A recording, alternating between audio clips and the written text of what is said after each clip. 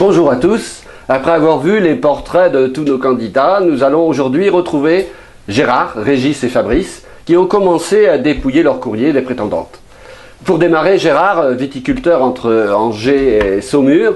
Bonjour Gérard. Oh, qu'est-ce que tu me veux? Tu vois pas que je suis occupé, hein? Oh, mais rends-toi donc utile, le baveux. Va me chercher un canon, ma couille. Oh Gérard, toujours ce trait d'humour avec une petite pointe de pincerie. Oh. Alors Gérard, tu recherches l'âme sœur, n'est-ce pas? Je cherche un canon pour le moment, oui. Un petit château Tigné 2008, j'en rêve. Et puis ça m'aidera à faire un tri. Oh. Ah mais justement, à propos de canon, tu as reçu beaucoup de courriers? Oh, j'en ai reçu bien assez, tu sais. Oh, puis, mais si tu vas pas me chercher mon élixir jeunesse, je peux te dire que je vais pas pouvoir rester concentré longtemps. Regarde comment je suis, regarde.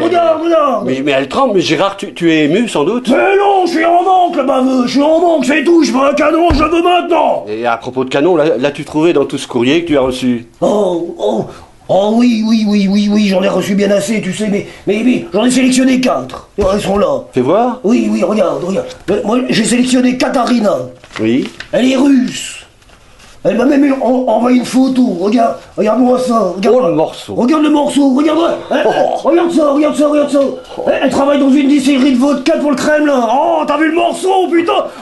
C'était pas mignon, tout ça. Ah ouais, un sacré morceau, mais elle a quel âge? 22 ans, t'as vu ça? 22 ans. Oh. Et tu vas me dire, elle est un peu vieille. Non, mais c'est quoi qui t'a plu chez elle? Sa plastique, sa description, sa poésie, sa prose? Qu'est-ce qu'elle a écrit? Rien à foutre de ce qu'elle m'a écrit, rien à foutre. J'ai juste regardé la photo et là je me suis dit, bon con, elle a tous les critères. Bon, tu vas me dire, 25, 22 ans, c'est un petit peu vieille. Mais elle est quand même agréable à regarder. Et puis surtout, elle est responsable de la distillerie de vodka et elle travaille en lien avec le Kremlin. Comme ça, je pourrais retrouver mon copain Poutine. Et puis c'est bon pour mes affaires. Et avec Poutine, on pourra faire la fête et se mettre carpette tous les deux ensemble. Bon, écoute Gérard, je te laisse continuer à trier ton courrier. Je vais aller voir ton copain Régis. Régis qui est héliciculteur dans la Creuse. Il élève des escargots. Régis, bonjour, tu as fait ton choix? C'est pas facile. Dans mon portrait, j'avais spécifié que je voulais une femme avec des gros seins. Comme on dit dans les hélicicultures, avec des grosses loches. Et qu'elle soit un peu tankée, comme on dit dans le milieu agricole. C'est mon copain Bébert qui dit ça quand il voit une femme, il dit « Ah, comment elle est tankée celle-là ?» Eh ben dans les lettres que j'ai reçues, parce que j'en ai pas reçu beaucoup, eh ben, il n'y en a aucune qui m'a mis ces mensurations. C'est incroyable ça, non? Mais tu as déjà eu des compagnes à forte poitrine? Non, même pas. Jamais eu de compagne à forte poitrine. Faut dire que j'ai jamais eu de femme non plus. Ah bon? Tu veux dire que t'as jamais... Enfin, tu vois ce que je veux dire? Si, mais jamais avec une femme. Ah bon, mais avec qui alors? Avec Ursula. Ben Ursula, c'est une femme. Non, je la sors tous les jours au déjeuner. Après la balade matinale avec les escargots que je balade en laisse. Et c'est pas facile de promener des escargots en laisse. Ils t'en font baver, c'est vrai qu'ils bavent, ils bavent beaucoup, ils t'en font baver du coup. Moi, ce que je fais quand je rentre, j'en fais baver à Ursula. En plus, elle se plaint jamais. Sauf que là, elle vient de me larguer. Elle t'a largué, mais c'est-à-dire... Elle est partie, elle ne veut plus de toi, mais qu'est-ce qui s'est passé? Tu l'as jetée? Non, ça va pas, non. Je l'ai depuis que j'ai mon service militaire. Entre elle et moi, c'est à la vie, à la mort. Oh, c'est fou comme ton œil frise quand tu en parles. On sent tout de suite que t'es encore un peu amoureux d'elle. Hein. Mais alors, qu'est-ce qui s'est passé, vraiment? Elle a crevé. C'est comme elle est d'origine portugaise, j'ai voulu l'épiler. Sauf que là, pouf, elle a crevé.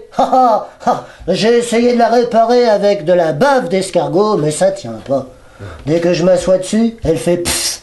Oui, j'ai oublié de te dire, Ursula, c'est une poupée gonflable. Et puis elle fait psst, psst. Oui, elle fait psst, psst, psst, psst, psst, psst. Alors je l'ai rangée dans le placard. Elle est bien, là, dans le placard de la cuisine, au milieu des balais, des serpillères, avec tous les ustensiles que les femmes utilisent à merveille. Ouais, en parlant avec de tels propos, il n'est pas étonnant que tu n'aies jamais eu de compagne. Mais tu n'as jamais eu de petite amie quand tu étais plus jeune? Si, au CP. Ah. Elle s'appelait Cindy. On disait Cindy la chipie. Elle m'a quitté pour Arthur. Arthur le gros dur. T'imagines, moi je m'appelle Régis. Et c'était tout petit, parce qu'il faut que ça rime avec Régis. T'as compris ce que je voulais te dire? Mais c'est pour ça que maintenant qu'avec Ursula qui est crevée, je suis prêt à relever le défi de l'amour est auprès. Elles vont voir ce qu'elles vont voir, les prétendantes. Ça fait déjà 35 ans que je m'entraîne avec Ursula, là je peux te dire que je vais en crever, et elles vont baver. Mais j'ai que 2 lettres. Bon, Régis, je te laisse dépouiller le reste de ton courrier tranquillement et je vais rejoindre Fabrice. Fabrice qui est rosiériste en Ardèche. Fabrice, bonjour. Tu as reçu beaucoup de courriers, je vois. Et alors, qu'est-ce que c'est que ces petits tas que tu as devant toi? Enfin, ces petits tas, ces gros tas. Oui, effectivement, j'ai reçu du courrier. C'est énorme, c'est hallucinant, c'est vrai. Vu le nombre de lettres que j'ai reçues, j'étais obligé de faire ce procédé de façon totalement méthodique. Donc ici, c'est les noms. Ici, c'est les je ne sais pas. Et là, par terre, c'est celle où il faut creuser.